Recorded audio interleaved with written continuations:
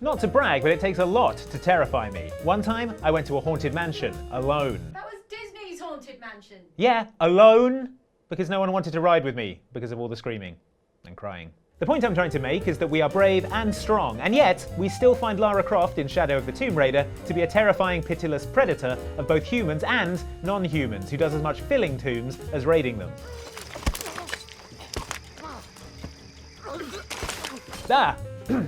See for yourself in these 7 ways that Lara Croft is the most terrifying jungle predator since the one that Arnold Schwarzenegger blew up. Please enjoy this video, brought to you by Outside Xbox and sponsor Shadow of the Tomb Raider.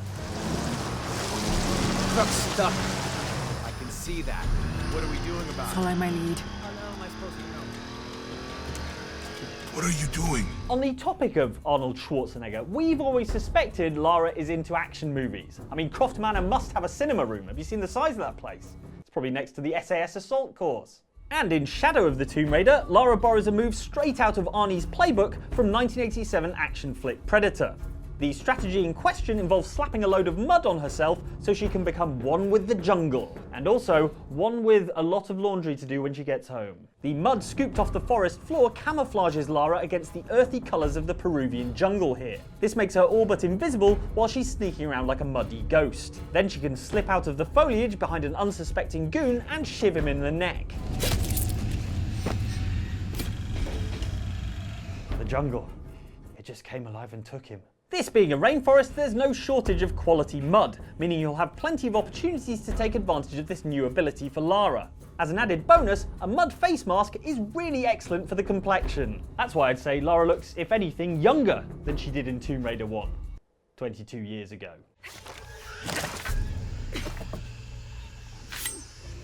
I can still see them. It's over. You're safe.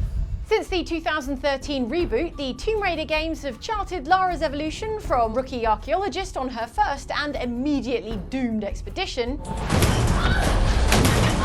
to the lethal mud wearer we see today, chasing mysterious enemy faction Trinity through the Americas in a race to recover powerful artifacts. Somewhere over the course of that evolution, however, Lara has learned some new and terrifying tricks. Chief among these is the ability to perch on a tree branch, shoot an unlucky baddie with a rope arrow, hoist him high, then leave his expired or expiring body dangling from said branch for his friends to discover. At what point in archaeology school did they teach you that, Lara? Or did you have to take an evening class? The point of being this extra while eliminating an enemy is specifically to scare the bejesus out of other enemy goons, causing them to freak out, abandon all combat discipline, and become easy targets for Lara to pick off next. Holy Christ. They're here. And or because Lara secretly enjoys the scent of human fear. Just a guess. This is yet another intimidation tactic lifted from the Predator movie. In fact, Lara, the only difference between you and that alien hunter with the fang face is he skinned his victims first, which... No, Lara, no. Don't even think about it. No.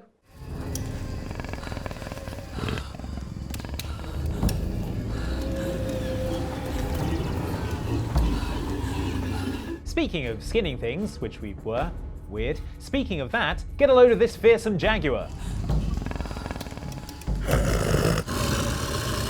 I know what you're going to say. What terrifying apex predator could defeat this magnificent cat beast on its home turf? I think you know the answer.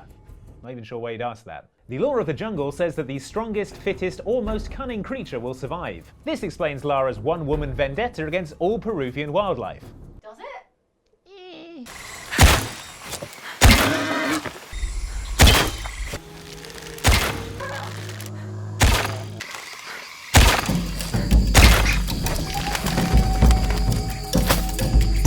The unabridged version of the Law of the Jungle, meanwhile, says that the strongest, fittest, or most cunning creature will survive in order to peel the skin off of those other creatures. Ew. Yes, after Lara concludes her grudge match with this huge jungle cat,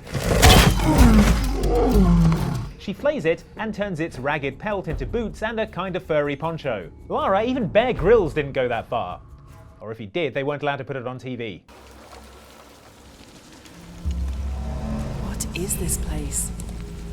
Alright, Lara can be pretty scary in Shadow of the Tomb Raider, but ultimately, as the player, you're the one in control, so you have to take at least some responsibility for her actions. Although no way are you pinning the death of the last remaining T-Rex on me.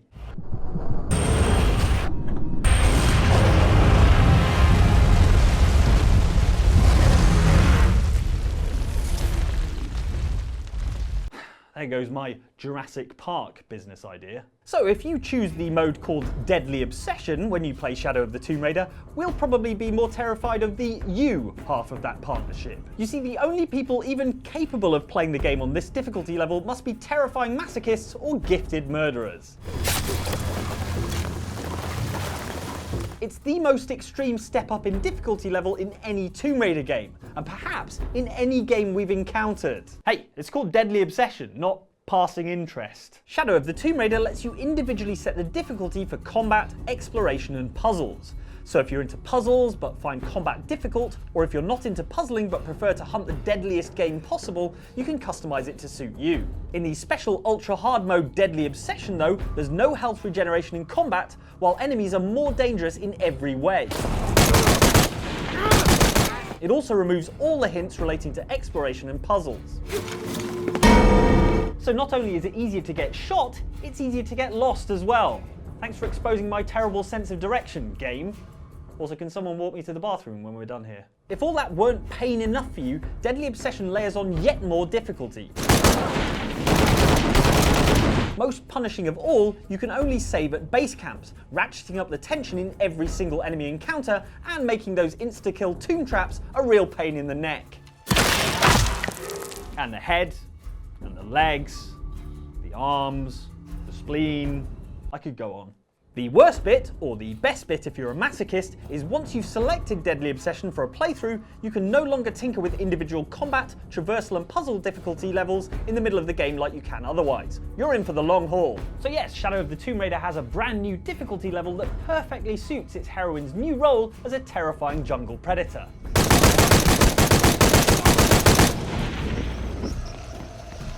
Hey though, Lara's not the only one with a deadly obsession. Mine's cheese. That cholesterol's gonna get me someday.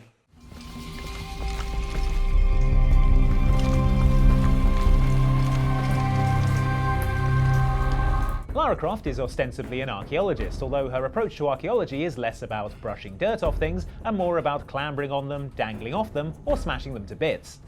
What is it? Lara, What? Abby said not to break anything. As such, when Lara comes across situations that would make most archaeologists take a careful photograph and retreat, she takes a more relaxed attitude. For instance, take this ceremonial dagger she discovers in a hidden temple. There's an inscription. The key to Ishel's heart unlocks the cleansing. Now, I know what you're thinking, that thing is cursed, right? I mean, obviously. The place is covered in murals depicting the apocalypse, there were tons of traps trying to stop her from getting here, and just look at that dagger! Textbook cursed artifact right there. And what does Lara do? Well, let's just say she didn't get the nickname Tomb Raider for nothing. What have I done? Jonah, get to higher ground. Oh no, you took it, didn't you? Yes, Jonah. Yes, she did. And that's terrifying for everyone else in the whole world, because those apocalypse murals were not pulling your leg. It turns out the dagger is part of a set, and you're going to need the accompanying box, or things are going to start getting apocalyptic around here. By taking the key, you set the apocalypse in motion. When you say apocalypse, do you mean like... The apocalypse. The death of the sun. Right, with you. Man, and we were worried about Lara just jumping out of bushes and stabbing people. How long have we got, do you think?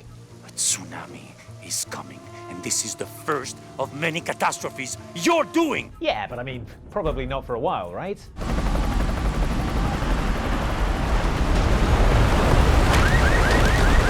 Oh. I'm gonna help these people. And then I'll find us a plan. Maybe you're not terrified when you see Lara stomping around the Peruvian rainforest wearing the skin of a fresh kill, because you too hate jaguars and everything they stand for. You should be terrified, however, when you see Lara Croft taking the seat next to you in the economy class cabin of a passenger airliner, because of her terrifying tendency to wind up in plane crashes caused by probably supernatural superstorms. Only kidding. Lara would never travel economy class. For real though, even setting aside Lara Croft's OG origin story circa 1996, in which she picked up her wilderness survival skills following a plane crash in the Himalayas, Lara has scarily bad luck by both air and sea. In the 2013 reboot, she not only suffers a spectacular helicopter crash,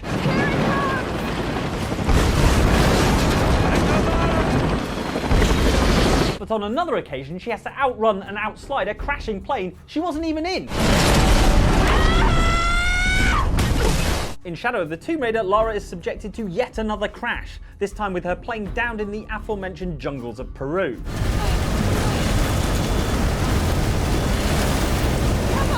It does bear mentioning that Lara's chopper crash in the 2013 Tomb Raider was somewhat on account of her making her pilot fly riskily into bad weather.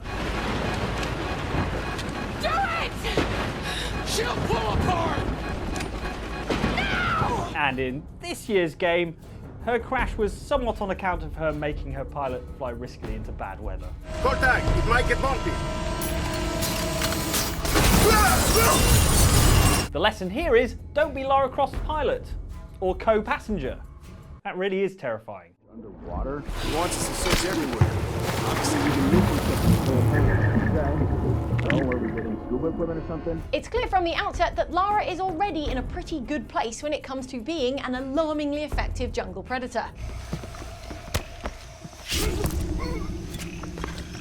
Yes, Lara, thank you. However, the way she can strangle someone with a climbing axe as casually as squeezing the water out of her ponytail is just the beginning. Throughout the game, you earn skill points with which you unlock new skills for Lara, and some of those skills are downright terrifying. Skills are split into 3 categories: Warrior, Seeker, and Scavenger, which are themed on combat, hunting, and survival, respectively. Lara's skills in the Warrior category are predictably scary, such as becoming temporarily invulnerable after a takedown, but it's the bone-chilling skills in the other categories that really should strike terror into the hearts of Trinity dudes. Take the skill that lets her harvest poison from spiders, or the basically supernaturally spooky ability to see the hearts of large animals. Or there's the ability to booby-trap your victims' corpses with shrapnel bombs, jeez.